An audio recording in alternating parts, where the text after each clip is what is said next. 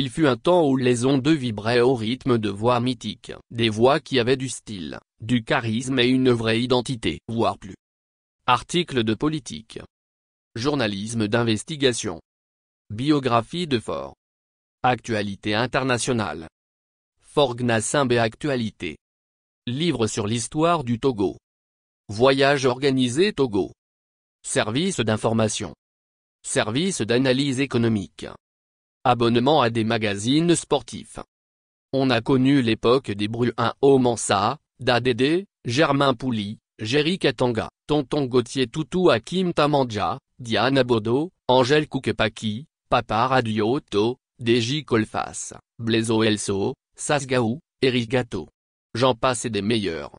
Récemment, Fatima Kamakuma, Atiso Fafadjime Sangan, Wisdom Dots, Edoui Jenzonu, Elisabeth Apampa Elisabeth Aderonke Arike David Assimadi, Mathieu Mouzour Aïda Djibril, Alain Mouak, même Venunier Azilar Pintilly et bien d'autres encore.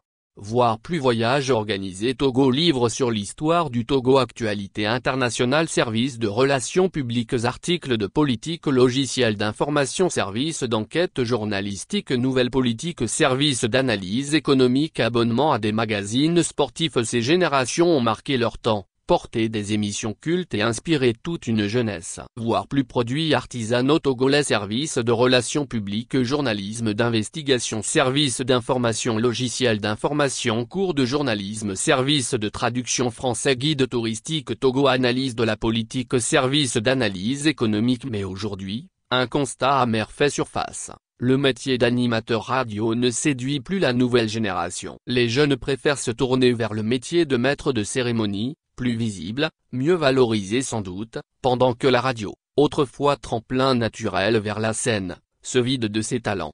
Autrefois, la radio était l'école du micro, le creuset où l'on apprenait la diction, la gestion du direct, le contact avec le public. Aujourd'hui, elle semble orpheline d'une relève, victime à la fois des mutations technologiques, du manque de formation et d'un désintérêt progressif.